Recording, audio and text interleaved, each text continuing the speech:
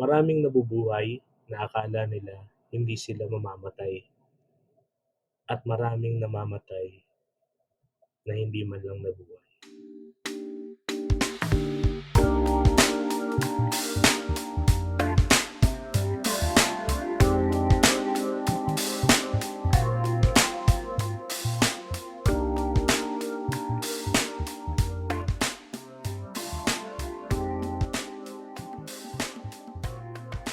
Ako si Russell. Ako naman si Lennon. And welcome to our podcast. Tamang Tamang usapan. usapan, usapang may tama. Ayan, usapang may tama. Hindi pa rin po Ayos. kami sync. Kumusta, Russell? Mabuti ito, matawa pa rin. Welcome. Ayun, na-launch na natin finally ang ating podcast at medyo Yes. maganda ang mga reception. Thank you po sa mga nakinig sa mga una naming mga listeners. Yes, gusto kong pasalamatan yung mga kaibigan namin na tumangkilik sa aming mga podcast kahit halos talagang walang kwenta yung pinag-uusapan namin dun. And special shout out dun sa mga kaibigan natin, especially kay John Michael Malyanaw sa Aha, kanyang sige kay Michael.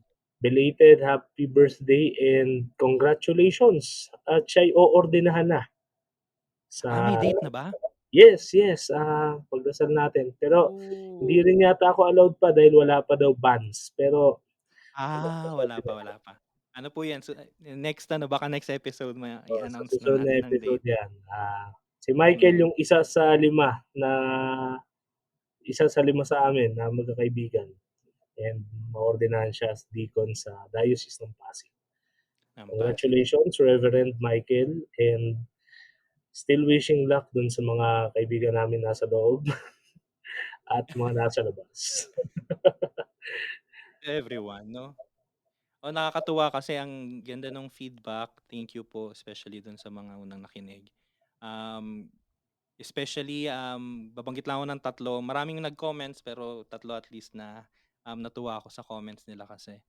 Ang una, syempre, ang kaibigan natin si Jimmy Boy na talagang supportive, talagang shinare niya pat lahat-lahat ang ating Salamat, podcast. Batching. Kabatch ko yan, si Jimmy. Napaka Kabatch mapagmahal po siya ni Russell. And then si Jane House, sabi niya nagandahan daw siya sa graphic design. Thank you, Jane. Magaling na graphic designer talaga to si Lennon, actually. Hindi po yan lang yan. Simple lang. And then thank you rin kay Father Albert na host ng podcast na sabi niya welcome to the podcast community. Thank you very Father, much thank po, you. Father. Ayun, Russell, ano bang meron ngayong linggo? Yun nga, dahil nga reactionary tayo at tamang usapan lang tayo sa mga bagay-bagay. Ash Wednesday na. Kwaresma na naman. Ash Wednesday na. Oo, Naalala ko noon may nagtanong sa akin noon, ano bang araw tatapat yung Ash Wednesday ngayong taon? Martes ata. oo, anong araw daw ang Ash Wednesday ngayong taon? Kwaresma na naman nun. And typical sa ating mga Pinoy, parang kapag sinasabi nating Kwaresma, parang kailangan nating mag-subdue. Saan ba galing yun? Kasi ako, kahit ganito ako, pumasok ako sa seminary Mhm. lahat-lahat, hindi ko pa rin maintindihan yung mga ganong bagay-bagay. Although, tinuturo, ini-explain naman, sa kada misa, pinapaliwanag, tinuturo. Pero bilang, alam mo, mapapansin mo, napakalaki nung napakalaki nung gap na hindi nabi-bridge between dun sa mga nagpo-proclaim na practicing Catholic sila kumpara dun sa masasabi nilang saktong ano lang, parang tamang usapan, tamang simba lang din, tamang dasal, tamang debosyon. Kaya nagkakaroon ng gap, nagkakaroon ng may chasm, 'no, may gap na kailangan natin sigurong tulayin. So, Mm. ba't ba gano'n? Ba't parang, "Uy, Lent na kailangan natin maging malungkot." Gano'n ba 'yun? Oo nga, eh. Actually, tama ka diyan na parang yung ating um, preconception o yung ating idea ng Kwaresma ay malungkot na siguro lagi mong maririnig na word ngayong darating na Kwaresma ay sacrifice, sacrifice, di ba? Pero hindi natin naiintindihan ano ba talaga yung anong ibig sabihin ng sacrifice yun? Yun lang ba yung sacrifice ko, yung gagawin ko? So, Kwaresma, punta muna tayo kasi dahil mga ano tayo, meron tayong background sa philosophy. So, napaka-importante ng definition of terms, di ba? Yes, yes, of Saan course. ba nanggaling yung word na Kwaresma? Well, especially yung Kwaresma kasi ano yun eh. Galing yun sa Espanyol na Kwaresma. Ganon din ang tawag dito eh. Mm. So, kung makikita, makapakadali kasi 40, Kwaresma. So, 40 days. So, 40 days, it means na from Ash Wednesday hanggang sa morning ng um, Holy Thursday. Yun po ang tinatawag nating Kwaresma. 40 days yun pag binilang ninyo.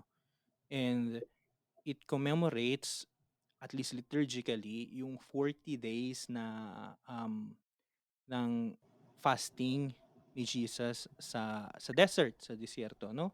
And then we will hear it sa first Sunday, especially ng Lent, yung gospel na yung yung temptation of Jesus in the desert, yung nag-fast siya doon. Now, dun pa lang medyo may ano na tayo kaagad dun, 'di ba? Ay, desert, 'di ba? Kasi sa among disyerto, so dry. It's always a place kahit nung sa panahon ng mga Hudiyo, um, ang idea nila ng desert is always a place of death, place of solitude, and a place where temptation is.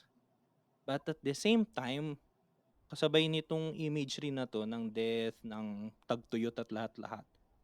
Sa tradition din ng mga Hudiyo at namana ng mga mongke, ng mga unang mga ermitanyo at mga mongke, especially sa east, diyan sa parte ng Syria, ng Iraq. Um, the desert also is an image of solitude, of being one with God. So actually, this season, rather than a season of bleakness, a season of sadness, it's actually a season that invites us to be again with God, to be in solitude with God. And solitude, by the way, is not equivalent to being alone, to being lonely. Solitude is different. So, yun yung meaning ng Lent. Actually, dun sa last nating episode, meron kang sinabi na para sa akin it encapsulates the whole idea of Lent, and that it is the season of love. Napakaganda, thank you nun. Kaya ko 'yan natatanong kasi parang ano, yun nga, napapansin ko, irrelevant, ah, nagiging irrelevant rather. Kapag mapapansin mo yung ibang mga religious observances ng ibang religions across the globe, kapag certain period ng kanilang fasting, they are very serious about it. So, like the Ramadan, kapag talagang 'pag talagang season ng Ramadan, talagang yung mga kapatid nating Muslim, talagang they really follow it with with a certain sense ng devotion, merong fervor. Regardless kung anong way of life mo, ay kung anong estado mo sa buhay, mayaman ka, mahirap ka, pero pagdating sa gano'ng practices, lahat nagiging pantay, walang espesyal, walang mayaman, walang mahirap. And, kung papansin natin yung iba ring mga religious traditions. Pero sa atin, napapansin ko, kahit nga yung Fridays, 'no, Fridays of Lent or generally every Friday, nakasanayan lang natin na munggo ang ulam kapag Biyernes. Pero yung yung roots niya, na masyado ng secular ba, parang talagang nakakalimutan natin yung relevance nung sakripisyo.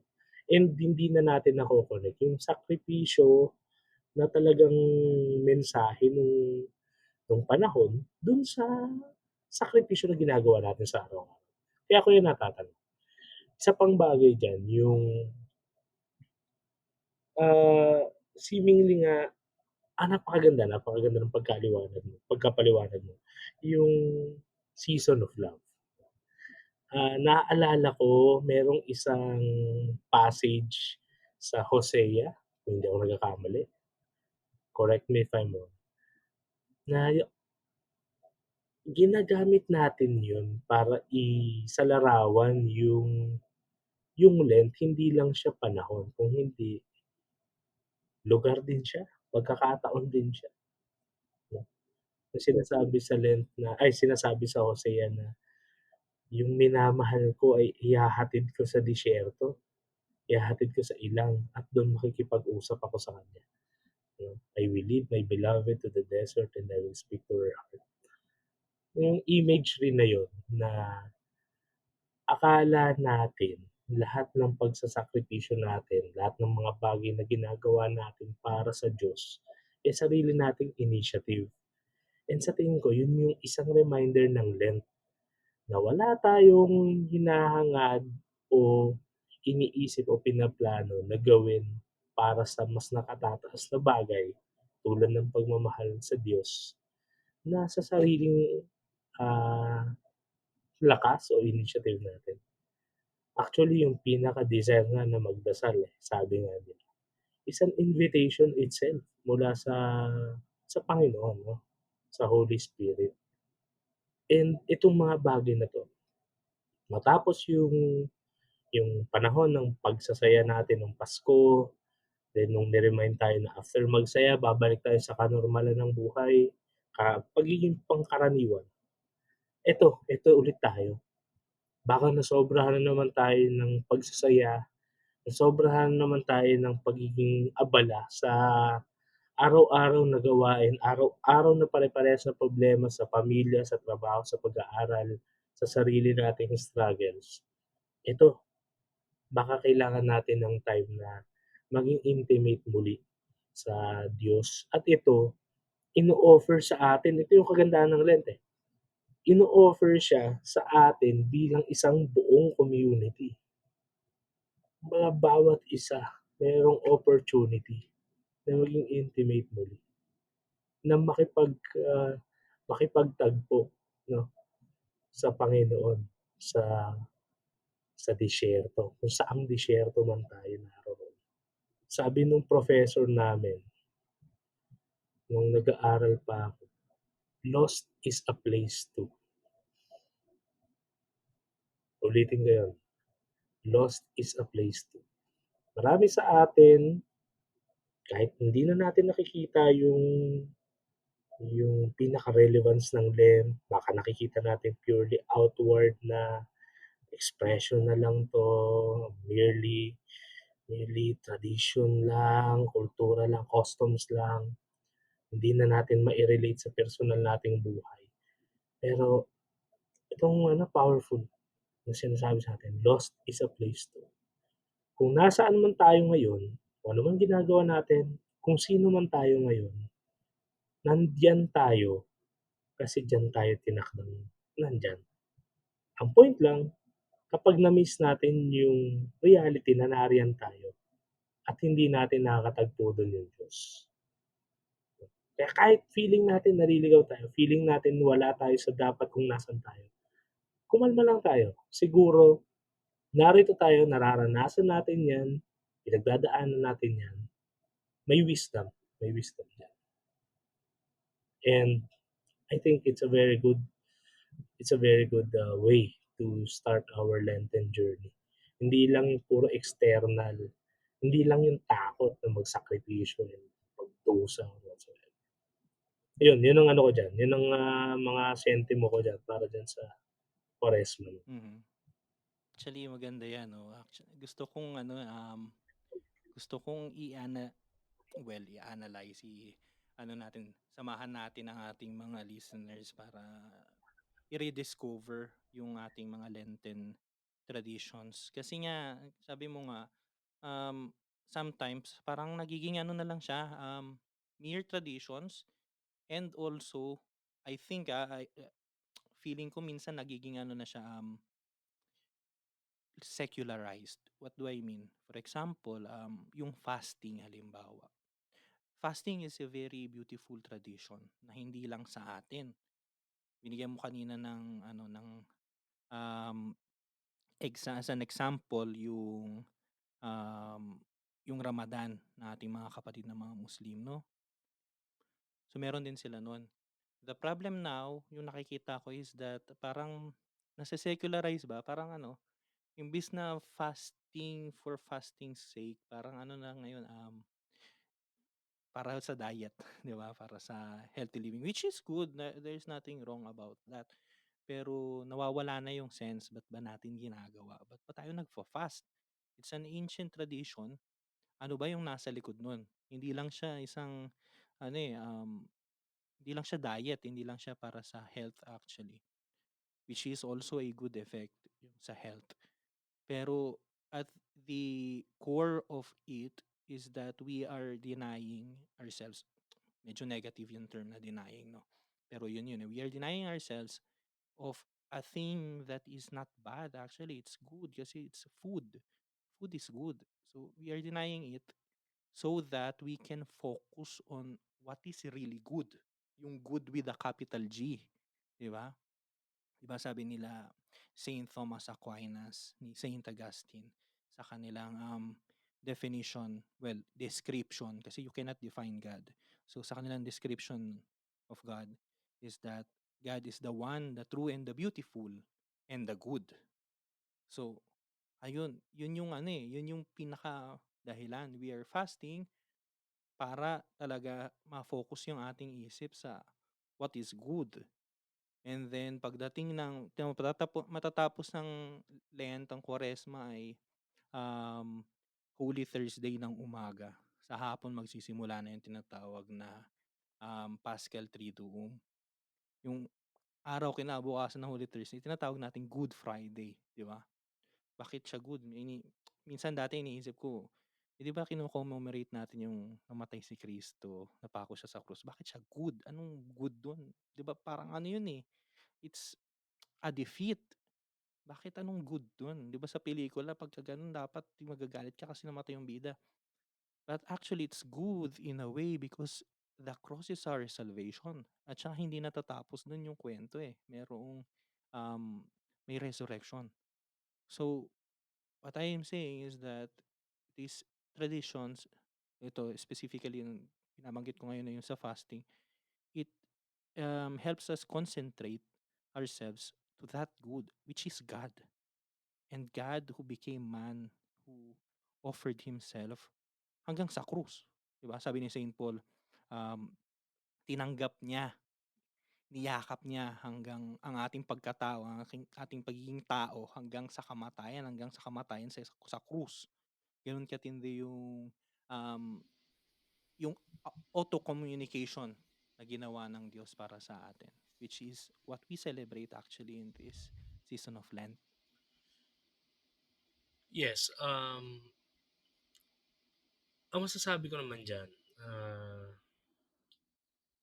sa tulad ko, you can still ano dumb it down for dumb persons like me, no? I mean, it may be the simplest explanation.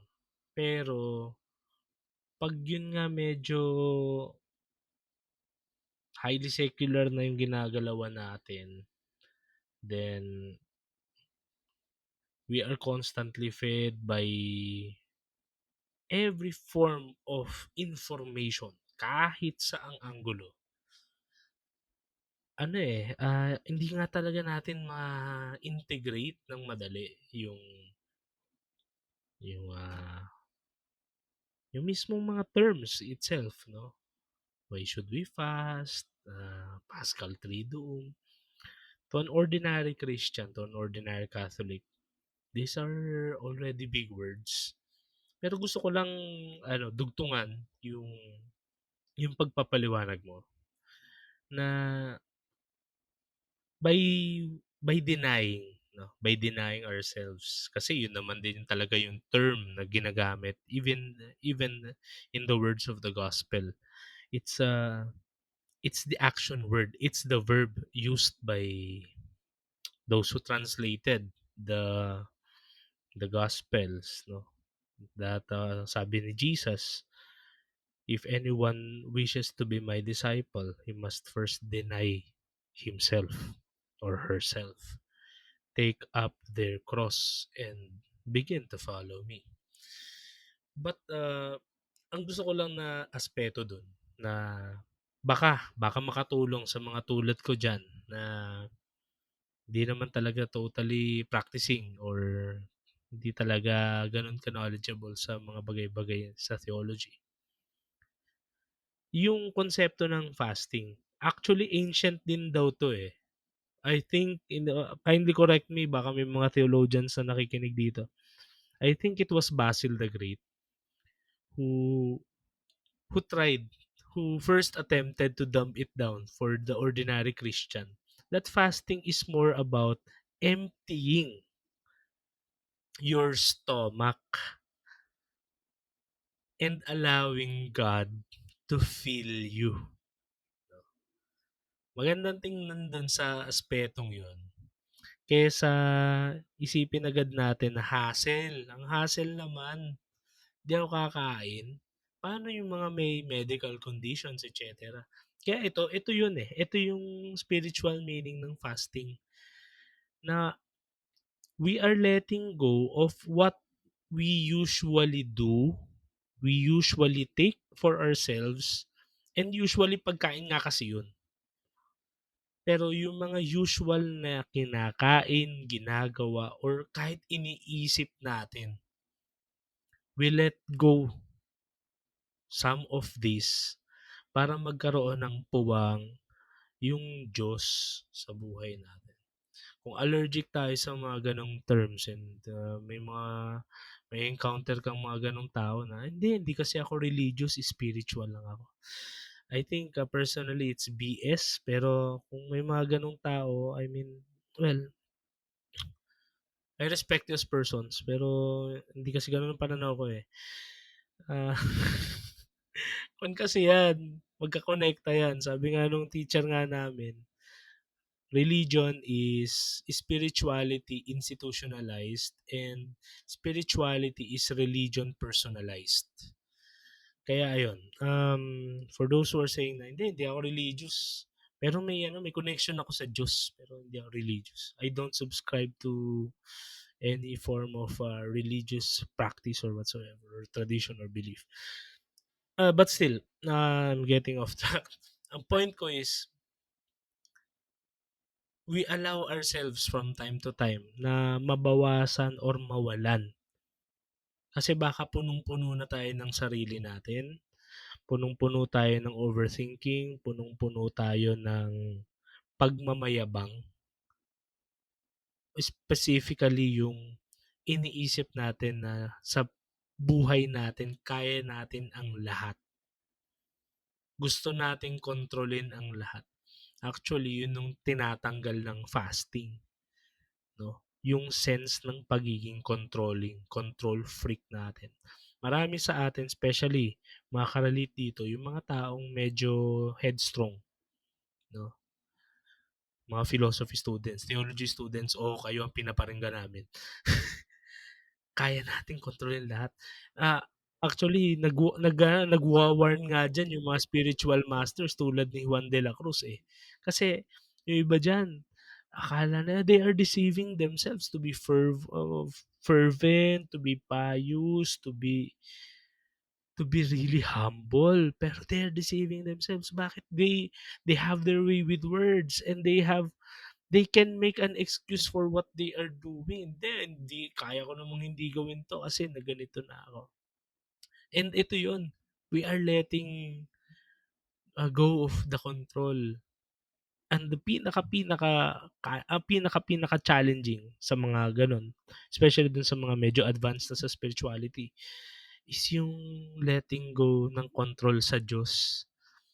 May mga preconceived notions na tayo ng Panginoon na iniisip natin, eto yan siya, eto ang Diyos para sa akin, and kaya ko ng manipulahin yung nasa utak ng Diyos kasi hindi, I won't feel bad of what I'm doing. Hindi to pride kasi ganito, ganyan. We let go of those things and we just allow God to surprise us in every day, especially kapag wala tayo. Yun, ito yung ano ko dyan, ito yung take ko dyan. Para siguro mas magkaroon ng human face yung fasting at saka abstinence. Abstinence, bakit karne? Turo sa atin, huwag kakain ng karne kasi patay ang Mm. Diyos. Yung karne kasi naging symbol yan ng pagdiriwang. Actually, yan ang ano ko, yan ang unang katekesis na natanggap ko sa nanay ko. Bawal kumain ng karne kasi patay ang Diyos. Pero imagine mo yun. No? Kahit sa mga ganong bagay, meron ka ng awareness. Kaya ang kailangan nga natin, yung we update ourselves. Oo. No? We let ourselves maging teachable, maging docile pa rin. Kasi hindi naman ang natutunan natin ng first hand, yun at yun na yun. No? From time to time, we really have to ask ourselves, tama pa ba to? Yun na yun. Updated ba to? Kasi baka hindi naman talaga ito yung point. Pero minana natin, kasanayan. Exactly. Actually, feeling ko ako kung ako talaga sasabihin kong problema sa simbahan ngayon kulang tayo sa ano, sa catechesis. Maraming tao na ano, na marami silang tanong, marami silang gustong matuklasan pero walang sumasagot, walang available para sumagot. Oo, kasi yung catechesis, parang trabaho. Mga katekista parang, "O sige katekista ako so I can get paid." Kaya I'm very glad nung ginawang ano ni Pope Francis, binalik niya as ministry yun, eh. Yes. Hindi, pero ang point kasi, yung yung catechesis kasi parang, hindi trabaho naman 'to, as in parang ginagawa siyang propesyon na parang teacher na parang ano, hindi na siya ministry, nagiging Mm, negosyo siya minsan. Parang, sige kapag may magpapakasal, magpapabinyag, sige makipagkausap muna kayo sa katekista. Dati talagang ano 'to, ministeryo 'to. Kumbaga bago magmisa, pagkatapos ng misa, merong mga ganito, available 'to. And hindi ito mga arogante, hindi mga galit ito, hindi ito mga nag-i-impose na tao. Mga passionate na tao 'to, yung mga katekista dati, 'no? Sa tingin ko yun ang isa sa mga bagay na kailangan nating mare-discover kasi bilang simbahan, bilang Pilipinong simbahan, ah ang pinakamahirap turuan, hindi yung mga walang alam. Kasi yung mga walang alam, yung mga 'di ba mapapansin naman natin, marami tayong mga kapatid na Pilipino na nagsasabi, natagpuan ko na yung pananampalataya kasi inaaraw-araw, inuoras-oras ako ng mga ganitong klase ng kapatid, mga ganitong brad at mga sis sa ganitong relihiyon. And talagang kapag nakikipag-usap sila, magiliw sila, mahinahon sila, hindi sila nanghuhusga. Ito yung primary na trabaho ng katekismo, ng catechesis, 'no? Ito tayo dati. Ngayon parang napakataas na natin na parang tayo lang yung may-ari ng Diyos. Tayo lang yung may-ari ng misteryo, ng pagmamahal, ng pagliligtas, araw-araw ng pagliligtas, araw-araw at oras-oras sa pagmamahal ng Diyos. Sa tingin ko ito, kailangan natin 'to i-rediscover at ang mga dapat turuan natin, yung mga turuan na muna kasi ang titigas na ng ulo natin. Ang lalaki na ng ulo natin. Hindi na tayo natuturuan, hindi na tayo napapaalalahanan, 'no? Isang paborito kong linya 'yan, mm. sa pelikulang Maging Akin Muli. Isang batang pare, in-explain niya na, "Padre, 'di ba si Jesus nga para sa mga mahirap, 'wag mo akong le-lecturean tungkol kay Jesus, mas kilala ko siya sa'yo. At marami sa atin pare like Obispo, ganyan mag-isip. Mas marami akong alam sa'yo, may pinag-aralan ako tungkol diyan, mas matagal na ako sa'yo dito sa simbahan, alam ko lahat ng politika dito, alam ko ang kalakaran, wala akong pakialam sa iniisip mo. Basta ako ganito ang ginagawa ko, basta hindi nasasagasaan ang negosyo ko, basta hindi nasasagasaan yung mga pansarili kong interes. Wala akong pakialam sa sasabihin ninyo. Sa tingin ko, magandang dito tayo magkatagpo-tagpo na naman sa ilang sa disyertong ito, no?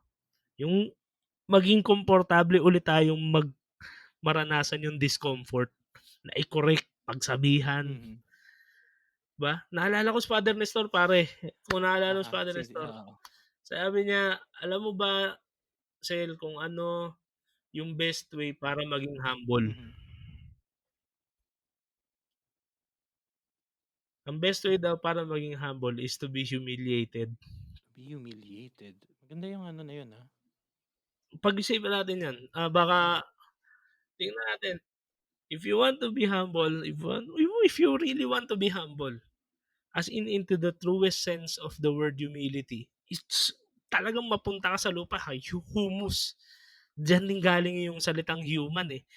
Galing sa lupa, humus. Hindi yung humus na sauce humus, no? Lupa, soil. If you really want to be humble daw, kailangan mo malugmok sa lupa. Talaga ano bang Tagalog ng humiliate? Ipahiya, ipagduldulan ka, isadla ka sa lupa, baba ka. Mhm. And ibig sabihin nun, hindi siya galing sa sarili mong initiative to be humble. May external factors doon. And paano tayo maging humble kung ayaw nga natin mapagsabihan, ayaw nating maturuan? Baka pwede starting point yan. Oh, humility. Ako, aminado naman ako, ayaw ko talagang sabihan. Yun lang, yun ang ano ko dyan. Yun ang, Na-hurt oh, kasi ang pride eh. Pag ganun eh. Parang, totoo yan, totoo yan. ayun nga eh. Actually, ayan, pinag-uusapan na natin yan tungkol sa mga katikista, no? Curiously, sa I think, unang 5 siglo ng history of the church, ang pinakaimportanteng tao sa simbahan ay hindi yung pari, hindi yung obispo. They are important kasi they are especially yung mga obispo kasi successor sila ng mga apostoles. Pero ang pinakaimportante yung katikista na not necessarily na kailangan maging pari o maging cleric ba. Laiko ito na kayang mag-explain kung ano yung pananampalataya. Sa nung isang araw, may nag-request kasi sa akin na magsulat ako ng reflections para pa yun sa Easter. Ang first reading nun ay galing sa first letter of Peter. Nakalimutan ko na yung verses. Pero importante yun sa fundamental theology, halimbawa na klase namin. Nag-dedicate kami ng mga ilang linggo rin para lang dun sa verse na yun. Kasi sabi ng Saint Peter, be always ready to give reason to your hope to those who ask. But, ito yung pinaka-importante. Gamitin ko yung term na ginamit sa Tagalog na version ng Bible. Sabi nun sa Tagalog ay, mahinahon at mapitagan. So, hindi ka just to makipag-away ka, yung parang gusto mo lang ma-prove na tama ka, na ito yung pananampalataya ko, mali ka, ganun. No, no, no, no. Pero dapat mahinahon at mapitagan. Pero kaya mong magbigay ng rason sa kung ano bang inaasahan mo. And that brings us back to the topic, no, sa traditions natin. Kasi maraming taong hindi nakakaintindi. Maraming, especially yung Catholics and non-Catholics alike eh. Na parang ang ano natin, mga ano lang yan eh, medieval traditions, wala na yan. Hindi na yan hindi na yan dapat ginagawa ngayon. Di ba? Pero kung nauunawaan natin actually, hindi gano'n yung ating magiging opinion. Ang problema nga walang ready at walang available para mag-explain. Kaya actually natuwa ako nung ni-raise or sinave, masasabi nating sinave, 'di ba? Ni-recuperate ni Pope Francis yung ministry ng catechist as a ministry na siya ay official minister of the church. Hindi lang siya yung basta-bastang kumuha ka lang diyan ng ano, ng isang tao diyan tapos turuan mo ng konti tapos puwede na siyang magturo. But it comes with a dignity of an office, 'di ba? That is very important. Now ayun, balik tayo dun sa mga traditions. So napag-usapan na natin yung fasting, yung abstinence na laging maraming taong nalilito. Tama ang ano ni Russell na yung karne kasi ay ano, yun talaga especially nung araw, medyo mahirap pa ang ano, ang pag-gather ng animals, ng mga karne, mahal. Karne ay sign of festivity o fiesta, 'di ba? May mga ilang mga, sa Pilipinas halimbawa, may pinuntahan kami nun sa Palawan kasi ano yun, eh, may ordination. Iniisip namin siyempre taga Manila kami, iniisip namin fiesta so ang ihahanda dahil Palawan yun, ihahanda ay seafood. Pero naghanda sila mga ano, lechon, baka, ganyan, chicken halimbawa. Then nagtanong kami bakit ito yung handa kasi parang 'di ba sa Manila almost, ano na yun, eh, regular parang normal ba. Yung sabi nila, "Hindi actually kasi dito 'yan yung ano, 'yan yung fiesta." Kasi ang normal namin dito ay yung isda, um, yung tawag dun, seafoods, 'yan, seafoods. So, hanggang ngayon meron pa ring mga gano'ng communities na ang karne ay sign of festivity. But then again, just, going back dun sa sinabi mo 'no, na hindi naman dahil yun lang yung naka-assign na karne o pagkain lang para sa fasting, na hindi na tayo puwedeng maging creative. Kasi puwede kang ano, eh, puwede kang mag-fast sa ibang bagay. Yun nga, ang main point is that it should be something na na lagi mong ginagawa, gustong-gusto mo, na you give it up for a for a brief period of time actually, just to recuperate that space, yung lugar para sa encounter, yung desert where you will encounter God, 'di ba? So, halimbawa ngayon nauuso na yung ano, fasting sa social media halimbawa o fasting, abstinence um, sa mobile games halimbawa. 'Pag Friday hindi na ako mag-aano, hindi ko na kukunin yung aking Nintendo Switch o kung ano mang gamit mong ano, um, tawag dito, console. Excuse me. So, ayun nga 'no, may iba't ibang paraan, eh. May iba't ibang expressions but ang importante dun yung maging aware tayo kung yung bakit, yung, reason behind, 'di ba? Hindi lang yung nagawa lang natin kasi nakasanayan na.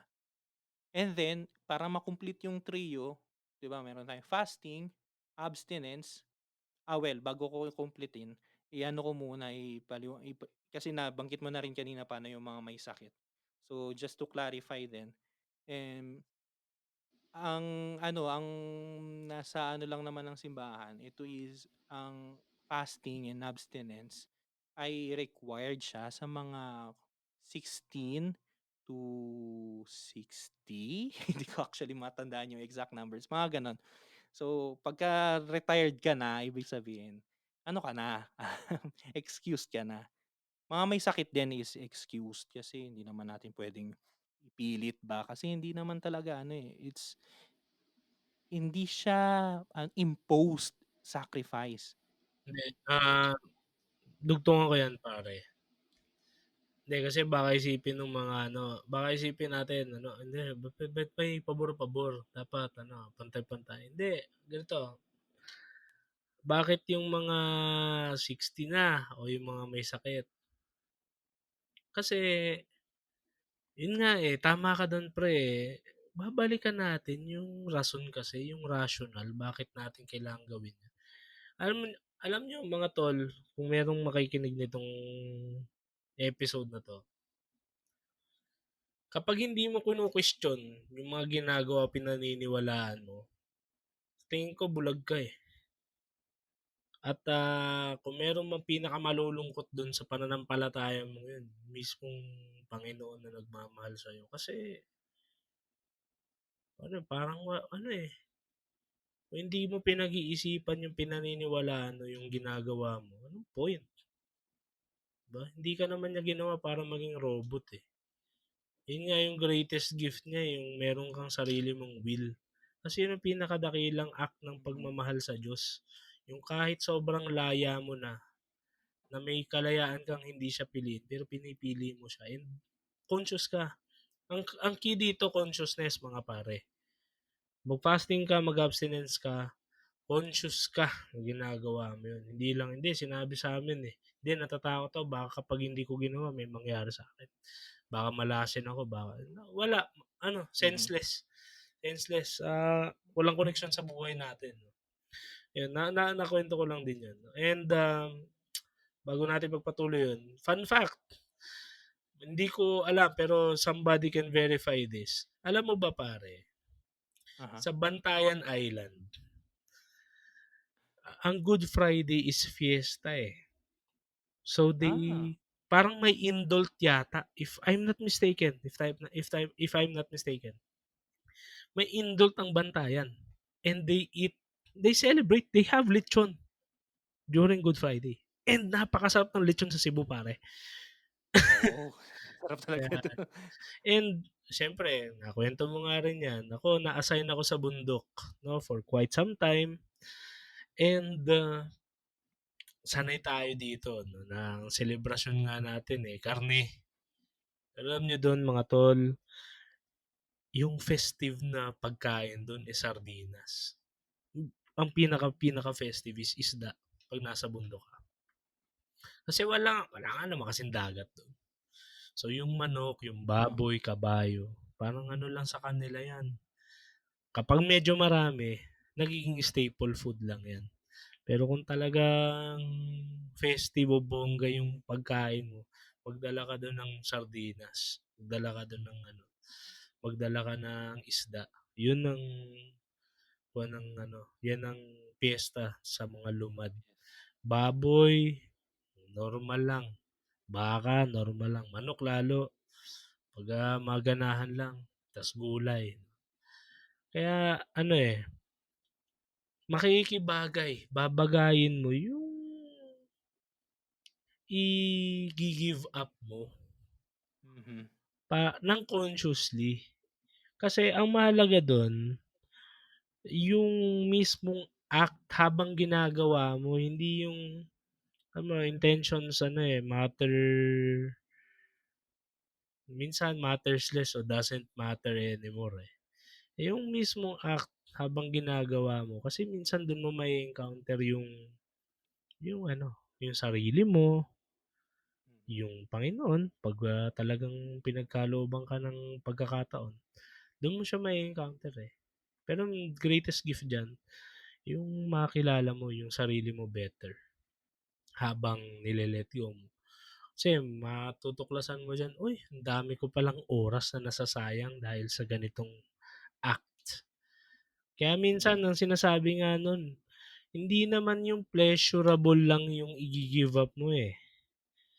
Yung isang pinaka-challenging nga actually, parang challenging, is to let go something na sinful. Yung mga paborito mong kasalanan, one of them, mahilig kang bawa, magchismis. Masarap yan eh, di ba? O yung mga personal na kahit hindi natin pangalanan dito, eh, alam nyo naman, di ba? Mhm. Minsan kung mag-let go ka niyan, hindi yan madali. Next week, baka yun ang pag-usapan natin, tukso, no? Yung Pero tukso, oo nga 'no, magandang ano yan kasi kasi first ano very yan eh, common. first week of Lent, Mm. no? Pero yung mga ganung bagay, pag talagang tututukan mo yan, pre, marami eh. At marami tayong matutuklasan sa sarili natin. No? Kasi minsan baka kakahanap natin ng the right one for me, the right job, the right vocation, the right place, the right opportunity. Baka hindi natin nakikita pa, nakikilala yung sarili natin. Baka punta tayo ng punta sa labas, hindi tayo at home sa loob natin. Baka kailangan natin tuklasin yung sarili natin. Mhm. actually. Yun. Yun ang take ko diyan. Thank you. Sorry Oo na nga 'no. interrupt ko yung ano, yung Hindi, meron hindi, mo. okey lang. Okey lang. Actually, ang ganda nga nung ano mo diyan Sel, eh, yung kasi balik tayo dun sa imagery ng ano, 'di ba, nung kay Hosea. Sa Bible actually, isa sa mga pinaka-favorite kong libro ay yung kay Prophet Hosea. And then yung binanggit mo kanina na verse is that God will call her the bride to the desert and to talk with her to so that she may discover herself ganyan. Actually yun yung ano sense ng ano ng length ng itong ating sacrifices, di ba?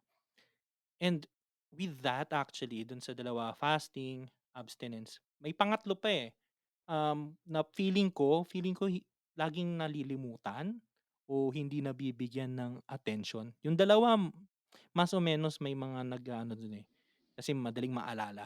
Kasi personal, eh, ikaw yung ano mo, eh, ikaw yung hindi kakain, ganyan. Pero yung pangatlo actually para sa akin is the concretization of that two, nung abstinence tsaka nung fasting, which is almsgiving. Ang problema, tayo kasi ang idea natin lalo na pagka translate natin sa Tagalog yun na pagbibigay limos. Ang idea natin sa almsgiving ay ano lang eh, mag-aabot ka ng ₱5 diyan sa batang nasa kalye o kung meron man diyang homeless na nandiyan, mag-aabot ka ng ano, ng 50 centimos. Yun yung idea natin ng almsgiving. But almsgiving is it goes beyond that actually. Sabi ni Saint Thomas Aquinas, almsgiving is actually justice. May dalawa siyang,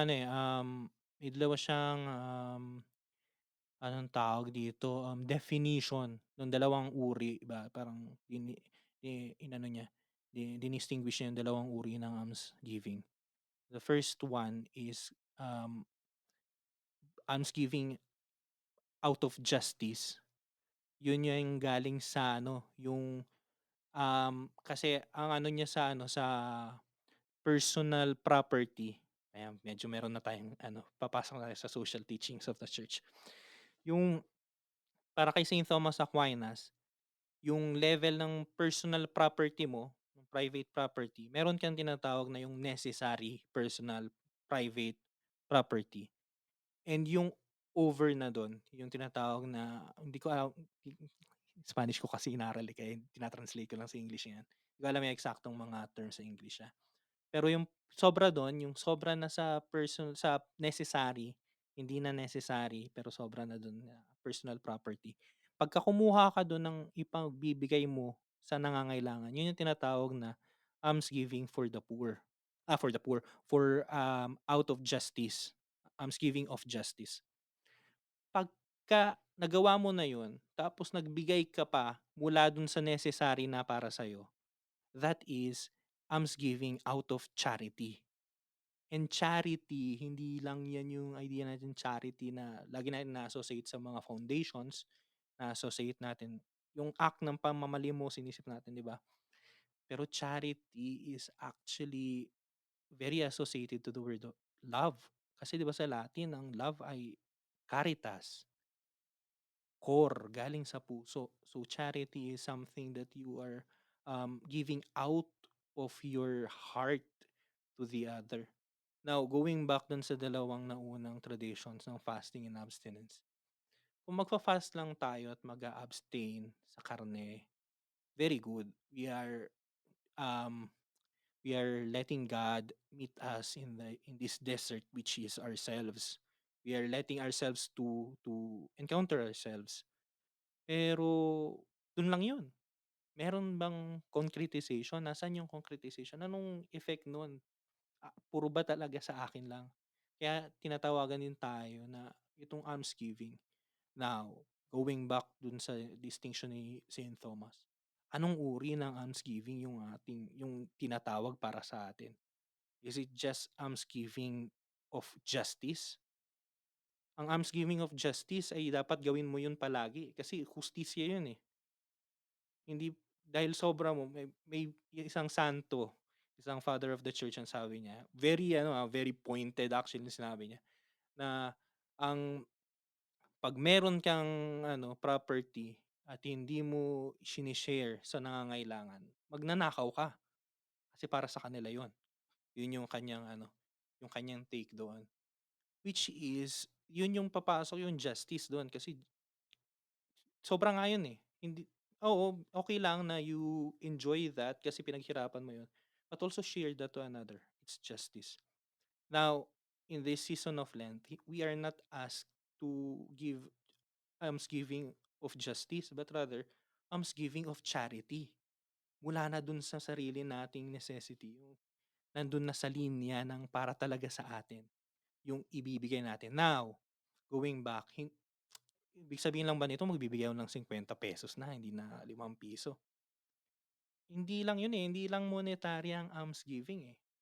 I think, especially nowadays, mas maraming nangangailangang tao na kahit meron silang means, meron silang economically okay sila, pero may iba silang pangangailangan, eh. They need time, they need people to listen to them. Kanina may nag-chat sa akin, may nakipag-usap sa akin na wala lang, gusto lang niyang mag-share ng kanyang problema. I think that the act of just listening to someone who is suffering, that in itself is almsgiving. Nagbibigay ka ng bahagi mo, which is your time. Para sa'yo yun eh. Pero binibigay mo para sa iba. So, ayun ang aking take doon na sana hindi natin malimutan yung third 'no, ng yung almsgiving maliban sa fasting tsaka sa abstinence. Yes, actually, meron pang isa, eh. Actually, what we're discussing here are the so-called pillars of Lent, 'no, mga haligi.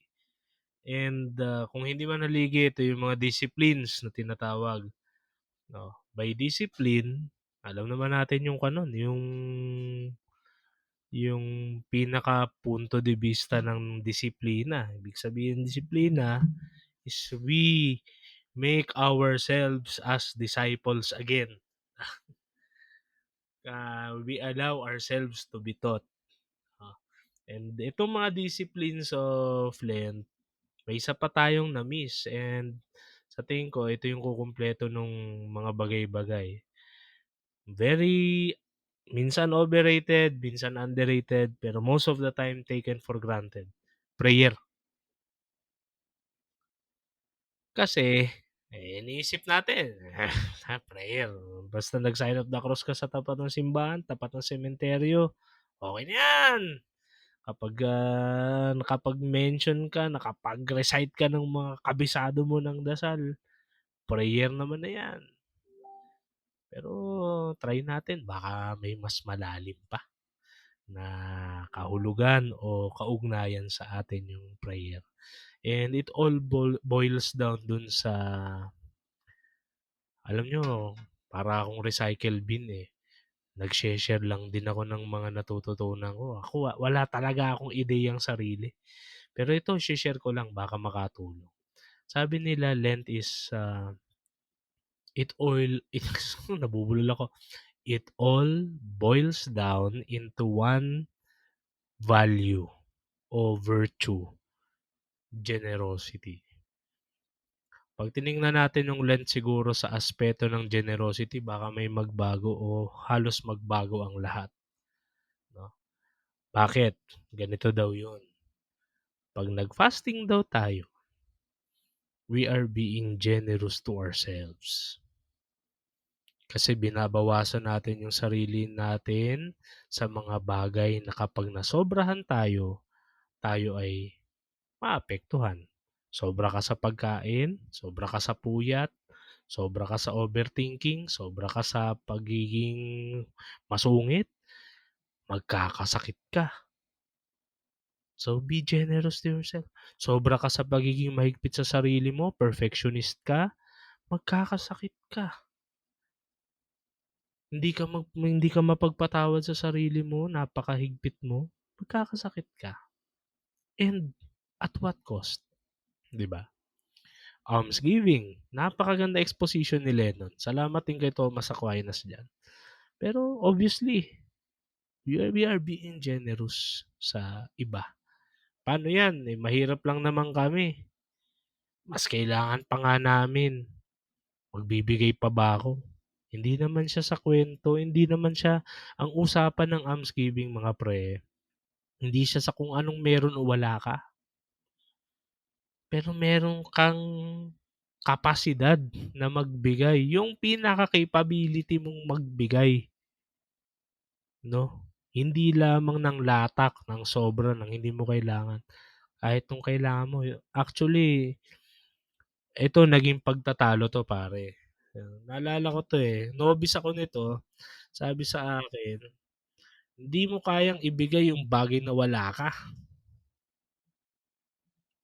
'Di ba? Nemo ano yun, Nemo could that, queen on abet, parang gano'n yata yun, eh. Eh, gano'n din daw sa pagmamahal, kung hindi mo mahal sarili mo, hindi mo yan kayang ibigay. May punto yan. Pero may mga espesyal na pagkakataon na kahit wala sa'yo, kaya mong ibigay kasi hindi galing sa'yo. Yung sinasabi ni San Pablo dun sa sulat niya sa mga taga-Korinto, nakakapagbigay tayo ng aliw, nakakapagbigay tayo ng consolation, nakakatulong tayo sa iba dahil tumatanggap tayo ng consolation, ng grasya mula sa Panginoon. Yung transcendence mga tol, yung akala nyo lahat kaya natin, hindi. May mga pagkakataon na tatawagin tayo ng Panginoon, magbigay kahit wala tayo. Bawa, papatawad sa sarili. Bitter ka. Bitter ako sa sarili ko. Dami ko. Minsan nga, nagfo-FOMO ako eh. Fear of missing out. Kasi yung mga klase ko, yung mga naging kabatch ko, napaka-successful na. Eh ako, wala pa akong napapatunayan sa sarili ko. Ganun yung iniisip ko minsan eh. Tapos minsan may tarating sa yung tao, the same yung problema. And parang naghahanap ng kausap, ng makikinig. Minsan makakapagbigay ka ng kaunting payo eh, na hindi mo namamalayan. Tapos marirealize mo yung payo para rin pala sa'yo. O wala ka nun. Wala sa sarili mo pero may naibibigay ka. Alam mong hindi galing sa'yo. Yun, generosity sa iba. And kung may generosity ka sa iba, syempre, with prayer, may generosity ka sa tao o dun sa being na generous sa'yo. Generosity natin sa Mm. Panginoon. At hindi lang siya laging sa salita. Sa moment lang. Yung moment na naglaan ka na talagang aware ka, sinasabi mo, ito Lord, para sa'yo to. Hindi ko alam sasabihin ko, hindi ko alam gusto ko, hindi ko alam nangyayari sa akin, pero itong 15 minutes na ito, para sa'yo. Minsan makakatulong kung magsimula tayo magbasa ng Biblia. Alam nyo, maraming mga Katoliko hindi nagbabasa ng Biblia. Eh, yun ang salita ng Diyos. Doon natin unang narinig siya. Doon natin unang nalaman na siya ay kasama natin. Subukan natin mga ganun. And isa lang gusto kong bigyang diin pre. Etong mga to, Mhm. eto na naman tayo eh. No? Ito rin yung naging sakit. Kaya kung naalala mo yung philosophy classes natin, ito yung sakit bakit bumagsak ang scholasticism eh. Bukod sa madaming bagay, sa cash nexus, sa rise of yung power of the laity, kasi nandiyan si Machiavelli, si Thomas Hobbes. Bukod sa mga yan, ang isang aspeto, kaya kaya mabilis dumating yung modernism, eh yung decadent, no? Yung decadent scholasticism during the time. Na yung mga followers ni Thomas Aquinas, nagkaroon ng Thomism eh. Tapos yung kay John Duns Scotus, nagkaroon ng Scotism. Nagpakilala sila ng iba't ibang mga terminolohiya to the point na sobrang daming terminologies, hindi na nila ma-define kung ano yung mga yun. Parang yung ganitong term is definition ng ganitong definition ng definition ng tunay na definition ng ganitong term. Anong point ko? Oh, mga scholastics An mahilig diyan, sus me. Oo, 'di ba? Kaya nga nagka Occam Razor kung natatandaan mo 'yan. Pero yung point ko lang naman, baka ang dami nating terms 'no, minsan tayo kasi siyempre, millennium old na rin yung Hmm, institution natin. Walang mali dun 'no. Ayun nga, hermeneutics of ano, fan din ako niyan ng hermeneutics of, continuity. continuity. Pero yung point, Oo. integration, 'no, integration. Hmm, eto hindi tayo compartmentalize 'no, buo tayo, eh. Kahit kahit basag-basag tayo, kahit marami tayong flaws, at the end of the day buo tayo na tao, na buo Mm, yung isip natin, buo yung damdamin natin, buo tayo. Ibig sabihin, yung fasting, yung almsgiving, yung prayer, yung abstinence, lahat yan, action yan bilang isang buong tao. Bilang buo sa sarili mo. Hindi yung parang, sige ngayon magdadasal ako, bukas magpa-fasting ako, sa makalawa mali, hindi gano'n yung point niyan mga pare.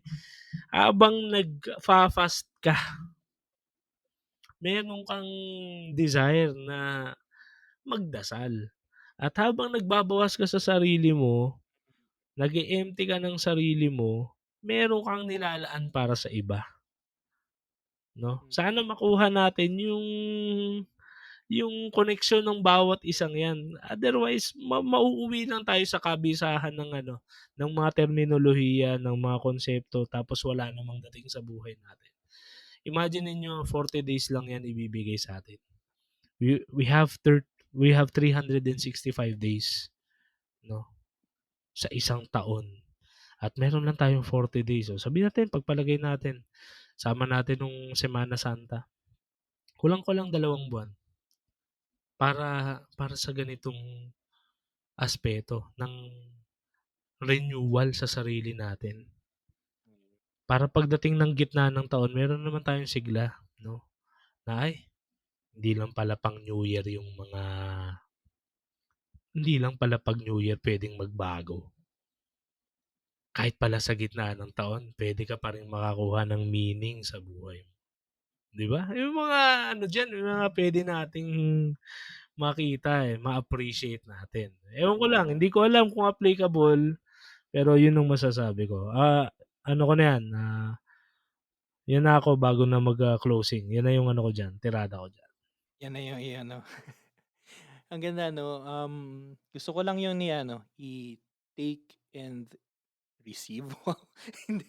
Gusto ko lang i-take yung sinabi mo 'no, and then just to connect it, yung sabi mo kasi ang ganda actually, nagandahan ako nung sinabi mo na itong tradition is itong disciplines, 4 disciplines of Lent na pinag-uusapan natin ngayon dito sa ating episode ngayong araw. Um, it pertains to the whole human, total human being, 'di ba? Naalala ko nung isang araw kasi readings namin sa klase, yung isa sa mga, um, excuse me, isa sa mga important theologians ng 20th century, si Karl Rahner. Sabi niya, ang salvation ay hindi sa isang part lang ng tao, kung hindi sa total human being. Actually, yung kanya ay reaction yun dun sa idea na ang mase-save lang sa iyo ay yung soul, hindi yung body, parang gano'n. Pero going back dun sa ano, connecting dun sa topic natin tapos sa sinabi mo nga, ayun yung idea, eh. Hindi ka lang nagfa-fast ngayon tapos bukas ano ka, abstinence ka, tapos sa isang araw magpe-prayer ka. Hindi, actually, it pertains your whole human humanity, oo. Your whole humanity, your being human. Balik tayo, ang ganda nung naging ano mo kanina Sel, nung yung definition na it's a generosity, na fasting, abstinence, being generous to yourself, prayer is being generous to the one who is generous, almsgiving is being generous to the other. Ang galing, eh, na ano, eh, na encompass yung lahat ng dimensions natin, yung individual, yung relational, kasi we are relational beings, and the relation with the third other, yung other with the capital O, Yeah, 'di ba? totoo 'yan, Or oo. 'di ba? Tawag ko diyan Makapag biyahe, biyahe. Biyahe paloob, ah, biyahe palabas, biyahe pataas, 'no? Ayun. maganda 'yun, aha. Ayun nga, eh, 'di ba? Actually using that image, we can also say that Lent is ang Kwaresma ay biyahe din, eh. Oo, hindi yan stop Biyahe din sa paloob, disyerto. palabas, pataas. Biyahe yan, biyahe yan. Isang araw, Oo, hindi ka lang ano, paloob, eh, hindi ka lang uupo-upo dun sa disyerto, eh. mismo, totoo Dapat yan. aha. Kaya nga 40 days lang. Hindi puwedeng ano, yung nandun ka na lang forever. May ano ka, kasi it's biyahe. So, maglalakad ka, meron kang goal, meron kang pupuntahan. Yun yung pinakaimportante na, um, we take in mind ba kapagka itong darating na Lent.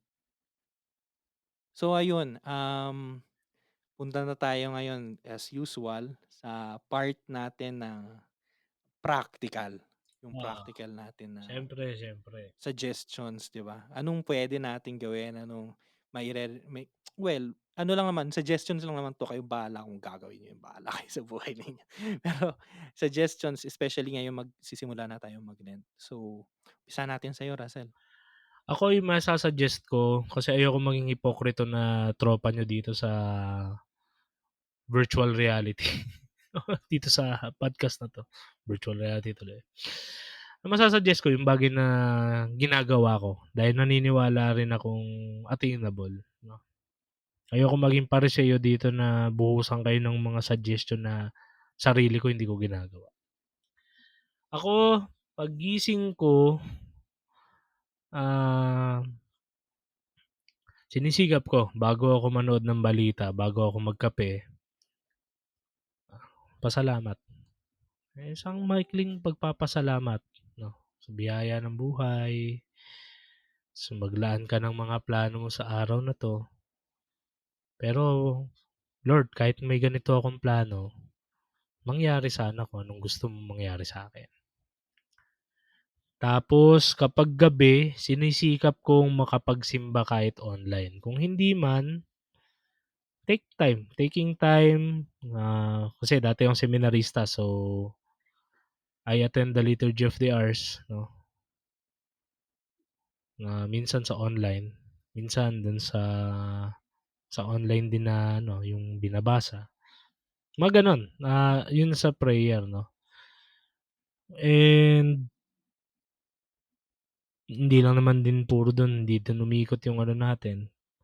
So, if you can somewhat, 'di ba nga kanina pinag-usapan natin yung fasting. Minsan nami-miss natin yung spiritual side, pero alam naman natin beneficial din siya sa physical. 'Yan baka ano, baka makatulong din yung sa mga nag-i-intermittent fasting na diyan o mga nagpapapayat o nagbabawas ng timbang. Just try to ano, to incorporate the spiritual side na baka mas makatulong siya sa motivation. Halimbawa, nag-i-intermittent fasting na talaga kayo, instead na iisipin mo lang, my goal here is to lose weight. So, pagdating ng summer, meron na akong summer bod. Okay yan. Don't lose that motivation. Pero baka pwede mo ring alalahanin, for example, as motivation na natamad ako, gusto kong kumain ngayon, pero I would like to offer this sacrifice for the souls in purgatory, for those who are suffering, mga victims ng calamities, those who are really suffering, those who are suffering from mental challenges, something like that.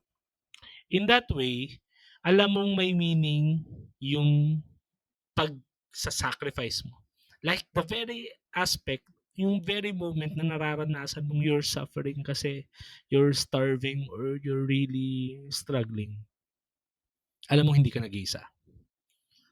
Yun yung mga ano ko diyan, mga pointers ko diyan. And yes, kung medyo meron kang sobra, eto guilty ako dito mga tol.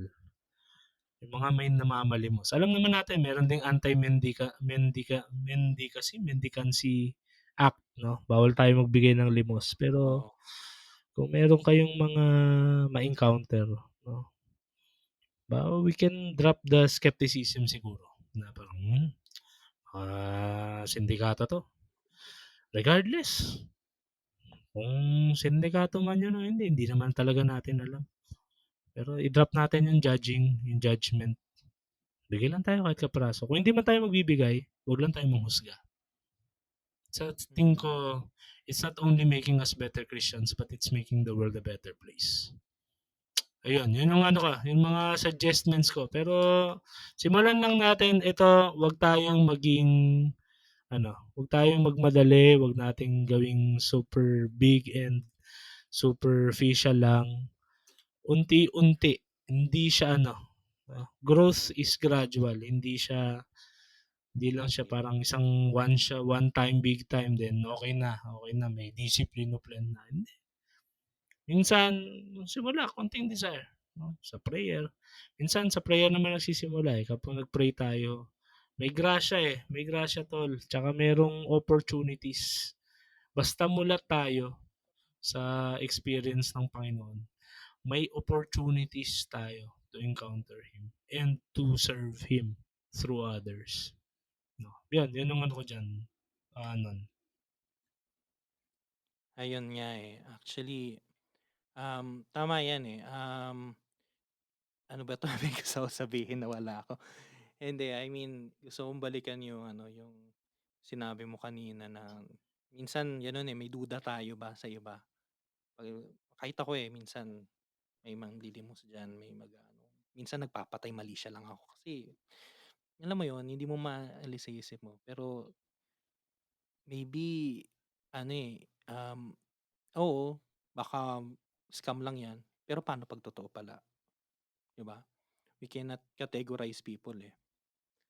So ayun, punta na ako sa aking ano, suggestions, practical suggestions. So, ang akin, first, um, well, yung normal, marami ring mag-ano nito, magsa-suggest nito sa kanilang mga homily, alam ko pagdating nitong Ash Wednesday tsaka ng First Sunday of Lent, na especially yung sa mga nagfa-fasting at mag-abstinence na parang feeling nila ay hindi sapat yung kanilang fasting or abstinence na pagkain lang. Baka kasi konti lang talaga sila kumain or baka kasi it will not be good for their health, 'di ba? Iba yung ano, maganda yung na-cover mo na Russell yung ano eh, yung mga nag-aano na, nagpa-practice na talaga ng fasting for health reasons. Pero para dun sa mga hindi pwedeng mag-fasting and abstinence for health reasons, let's be creative, 'di ba? Maraming mag-aano na magsa-suggest ngayon na kumuha ka, tingnan mo, sulat mo, mag-reflect ka.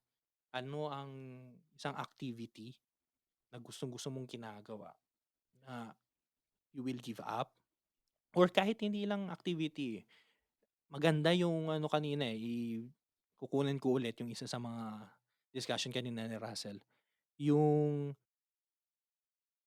yung sin, yung isang kasalanan na talagang 'di mo maiwasan, lagi mong nagagawa. We can say na parang you are addicted to it na. You take it, you take note of it, and then offer it to the Lord for this season of Lent, 'di ba? Wag tayo yung ano, minsan ano tayo eh, sige mag-aano ako ngayon, magfa-fast ako sa ganitong bagay ngayon. Tapos ngayong araw hindi ka naka-comply. So wala na, naku wala na akong pag-asa, hindi ko na itutuloy kasi wala na, eh, naano na ako, eh, hindi ko na nagawa. No, no, no, no, no, no. Okey lang 'yun, sige, isang araw ka na hindi mo nagawa pero continue it after. Ang tanong diyan ay kung kaya mo bang kontrolin yung sarili mo afterward. Kasi minsan ginagamit lang natin yung, "Hindi ako nakapag-comply ngayon so hindi ko na gagawin," 'di ba? No, no, no, continue it. 'Yan yung sa fasting and abstinence. Totoo yan. Totoo Second, yan. Agree, 'di ba? agree. Second, sa almsgiving naman, um, ang aking suggestion is you take note of the people around you, yung mga malalapit lang, 'di ba?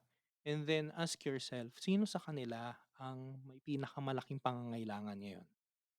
Not just economically, spiritually, psychologically, emotionally. Sino sa kanila ang may pinakamalaking pangangailangan ngayon? And then give them yourselves. Kasi yun naman talaga ang almsgiving eh. You're giving part of yourself. just something material. Give them yourself, your time, your presence. Minsan presence lang okay na eh. So ayun, take note of that, and then um yun ang gawin mong resolution. And then pagdating naman sa prayer, sabi nga ni Saint Paul, pray unceasingly. So lahat ng itong gagawin natin, ito ay prayer. Hindi lang dapat, iniisip natin prayer lang yung 'pag nag-sign of the cross ka, umpisa. 'Pag nag-sign of the cross ka ulit, tapos na. No, we try to live this whole season as a single prayer yung lahat ng ito, itong ginagawa natin. This is a prayer. This is a dialogue with God. We are, in our Thanksgiving, we are having a dialogue with God. Yung binibigay natin sa iba, doon natin nakikita rin kung ano yung sinasabi sa atin ng Diyos. Anong ginagawa natin sa fasting and sa abstinence, tinatry din natin makinig kung ano yung sinasabi sa atin ng Diyos. So, I try to appreciate that we are praying unceasingly this season, especially this season. And ayun nga, sabi ni Russell, iaano ko lang din yun, anong tawag dito, i-emphasize ko lang din yun kasi napakaganda nung sinabi ni Russell na kailangan talaga natin maalala. Parang ano to parang New Year's resolution. Hindi ka dapat magsimula ng malaking malaki na parang, babaguhin ko ang mundo, 'di ba? Hindi tayo hindi tayo mesaya, hindi tayo tagapagligtas ng mundo. Magsimula ka sa maliit. Magsimula tayo sa maliit. Yung yung posible. Kung ano lang yung posible ngayon sa atin, sa kalagayan natin. And then gradually, we will we will gradually go something much bigger, 'di ba? But we always start sa sa maliit. So ayun, yun ang akin. Yun yung aking suggestions. Yes, yes. Well, allow me to summarize. Ito, medyo meron ng konting clarity yung 'tong direction 'Di ng ba meron na podcast. tayong organization? Oo, may organization na kasi may summary na. Based on sa pagkakakuwentuhan natin pare, ang, take away ko diyan, number one, consciousness, 'no? You have to be aware of anong meron and bakit natin ginagawa, and sino nga ba yung dahilan bakit may Lent. The number two is, ano ba yung number two ko? Consistency. Consistency. Ibig sabihin, kahit mahirap, minsan hindi mo magagawa. Huwag tayong ma-discourage na, ako hindi ako nakapag-ano. Tapos ayaw na natin, discourage na tayo. Huwag natin siyang tingnan as compliance. Hindi, kailangan ko itong gawin, otherwise may impyerno. No. Consistency. Kasi it builds character. Kaya nga siya discipline eh. Kasi it builds our character. And lastly, dahil nga hindi siya compliance, hindi tayo dapat napipilitan, let us do everything in the name of charity. Charity sa sarili natin, charity sa kapwa natin, charity sa Diyos. No? Yun yung take away ko dyan kasi dito ko i-connect yung natin, yung pambungad na statement kasi baka sipin nung kung mga siraulong to, Yan, yan, yan. merong opening statement tas wala namang connect. Ang dami sa atin nabubuhay na parang hindi tayo mamamatay. Wala tayong consciousness. YOLO. Ano naman buhay ko to wala akong pakialam sa iba. Consciousness. Wala tayong consciousness na may katapusan ng buhay. Actually, yun yung reminder sa Ash Wednesday. Alalahanin natin tayo ay alikabok. Tayo buhangin. Tayo dumi lang talaga actually. Dumi lang tayo ng mundo. At babalik tayo sa pagiging dumi. Maging pataba lang tayo ng lupa. So, at maraming namamatay na nakalimutang mabuhay. No? Batbat ng problema, batbat siguro ng bawat challenges. No? Nakalimutan natin tumawa, nakalimutan natin magpasalamat, mag-celebrate ng buhay. No, yung paghinga, no? Minsan hindi tayo conscious na humihinga tayo until may mag-remind sa ating humihinga tayo. Baka sobra na tayong stressed out ha. Alagaan din natin yung mga sarili nating mental health, no? And by mental health, pag may moment tayo sa sarili natin, tuklasin natin talaga kung nasan tayo. So yun yung ano ko dyan. Consciousness, consistency, and charity. None. Any closing remarks? CCC. CC. CCC mo, consciousness, consistency, and charity. Ang ganda nung ano. Um, Actually, feeling ko yun na yun eh. Yun na yung nagsusummarize sa ating ano, sa episode natin yun na sana matandaan ng ating mga listeners for this season. This is a ang akin lang siguro ang closing remarks ko will be just remember that this is a holy season. So banal siya.